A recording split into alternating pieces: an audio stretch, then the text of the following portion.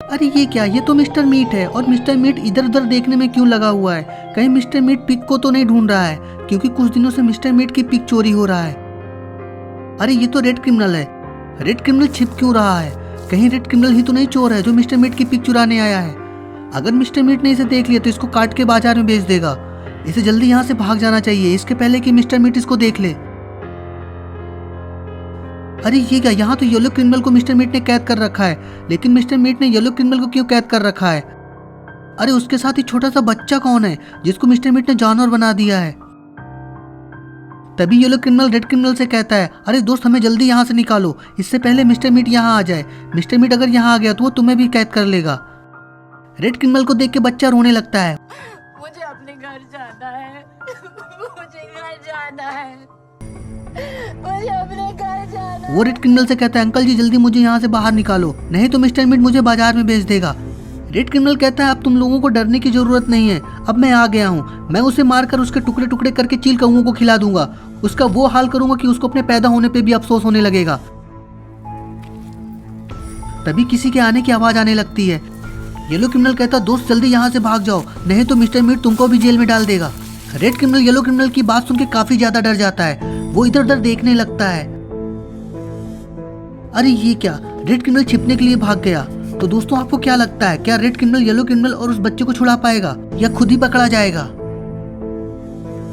अरे red criminal तो झाड़ियों के पीछे छिप जाता है, लगता है उसे कोई नहीं ढूंढ पाएगा। रेड क्रिमिनल छिप के मिस्टर मीट को देखने में लगा हुआ है कि मिस्टर मीट यहाँ से कहीं चला जाए तो रेड क्रिमिनल येलो क्रिमिनल और उस बच्चे को जेल से निकाल पाए। मिस्टर मीट इधर उधर देखने में लगा हुआ है। मिस्टर मीट को शक हो गया कि यहाँ तो कोई तो आया है, क्योंकि मिस्टर मीट की काफी दिनों से कई पिक चोरी हो चुकी है, इसलिए मिस्टर मीट अपने पिकों पे ज्यादा ध्यान दे रहा है। अरे ये क्या, मिस्टर मीट कहाँ जा रहा है? मिस्टर मीट येलो क्रिमिनल और उस बच्ची के पास क्यों आया है? कहीं मिस्टर मीट उस बच्ची को बाजार लेके बेचने तो नहीं जा रहा है? ये येलो क्रिमिनल को मारने जा रहा है। वो बच्ची हाथ जोड़ के रोने लगती है। मुझे जाने दो, मुझे जाने दो, मेरी माँ मेरा इंतजार कर। तभी मिस्टर मीट को किसी के चलने की आवाज सुनाई देती है। अरे मिस्टर मीट कहाँ जा रहा है? कहीं मिस्टर मीट ने रेड क्रिमिनल को देख तो नहीं लिया है? अगर मिस्टर मीट ने रेड क्रिमिनल को देख लिया तो रेड क्रिमिनल के लिए काफी बड़ी मुसीबत हो जाएगी।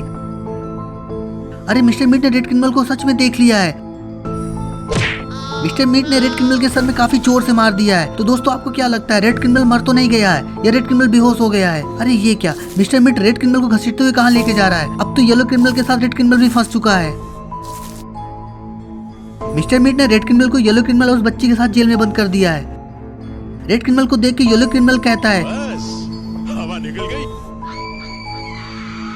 अरे ये क्या, ये तीनों क्रिमिनल जेल में क्या कर रहे हैं? अब इन तीनों ने ऐसा क्या कर दिया जिसके लिए इन तीनों को जेल में रखा गया है?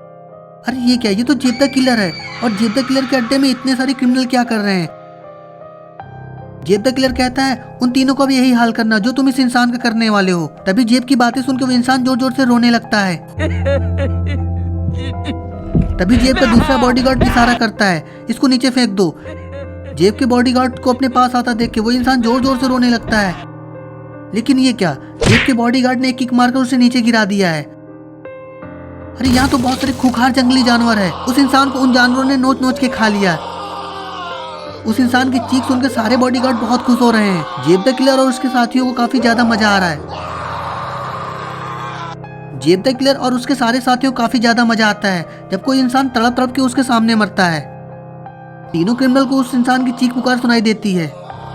तीनों क्रिमिनल बहुत डर जाते हैं, लेकिन तीनों कुछ भी नहीं कर सकते हैं क्योंकि तीनों को जेल में कैद कर रखा है। तीनों क्रिमिनल आपस में बात करने में लगे हैं कि हम लोगों को कौन छुड़ाने आएगा, हम लोग जेब द किलर के चंगुल से कैसे बच के निकलेंगे। येलो क्रिमिनल कहता है, जल्दी से कोई अगर नहीं आया तो जेब द किलर हमारा भी वही हाल करेगा जो उस इंसान का किया है, और फिर हम लोग कुछ भी नहीं कर सकेंगे और एक एक कर मरेंगे। हम लोगों को यहाँ से निकलने के लिए कुछ न कुछ सोचना होगा कि हम लोग यहाँ से कैसे निकले। हम लोगों के पास आज रात का ही टाइम है।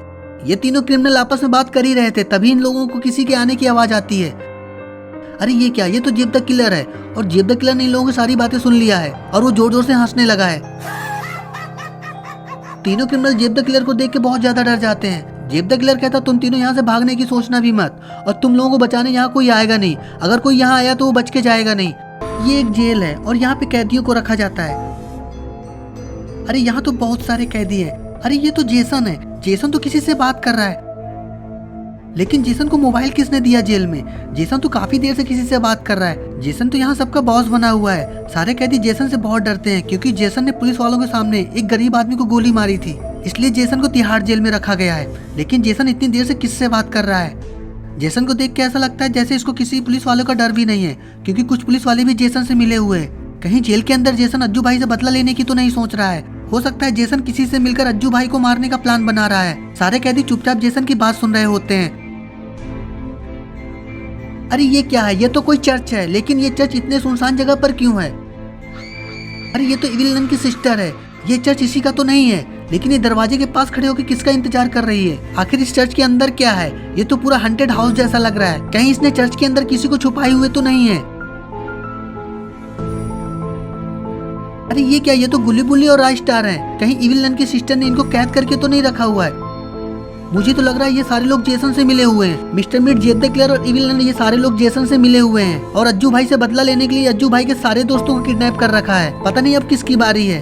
सॉन अपने दोस्त रॉड के बेटे चुन्नी के साथ मार्केट जा रहा होता है।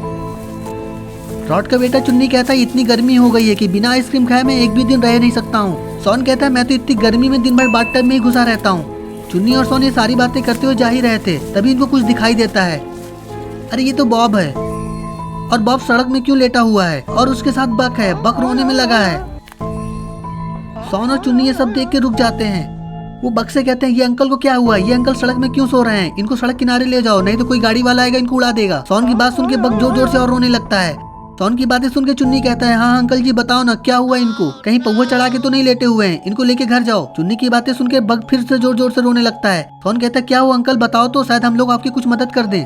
बक कहता है ये 1 घंटे से बेहोश है। कोई कार वाला टक्कर मार के चला गया है। जो टक्कर मार के गया मैंने उसका नंबर भी नोट नहीं किया है। एक्सीडेंट की बात सुनते ही सॉन और चुन्नी काफी ज्यादा परेशान हो जाते हैं। तभी सॉन कहता है आपने एम्बुलेंस को क्यों नहीं बुलाया? आपके पास मोबाइल फोन नहीं है क्या?